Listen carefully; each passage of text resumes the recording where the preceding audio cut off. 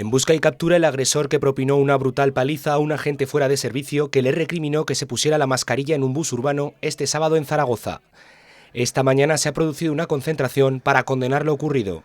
Existen casos como el ocurrido a la gente este pasado sábado que condenamos, ¿no? Y visibilizamos, como decía, el trabajo que hace la policía, el buen trabajo que hace la policía, no solamente estando de servicio, sino fuera de servicio. También se ha conocido esta mañana que otro policía nacional fue agredido fuera de servicio el pasado día del Pilar. El agente fue sorprendido a golpes cuando estaba aparcando su vehículo en Zaragoza.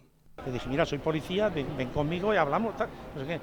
Cuando vio la placa, pues para mí que se afectó más, me golpeó la mano en la que llevaba la placa, la tiró al suelo. Entonces en ese momento, cuando yo me agaché para coger la placa, me empujó, me tiró de espaldas y al levantarme, al girarme para levantarme, fue cuando me metió la patada en toda la cara. Pues de ánimo te cabreas porque ves que en la calle que es de los malos, por así decirlo, que no puedes pasear la gente normal porque ya no se conforman con robarte un móvil ni nada, se conforman, la gente ahora le ha dado por patear, o sea, por matarte, por intentar matarte.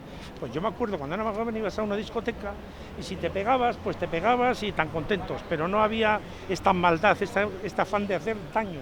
El agente de 61 años está destinado en Tudela y sufrió varias fracturas en la cara.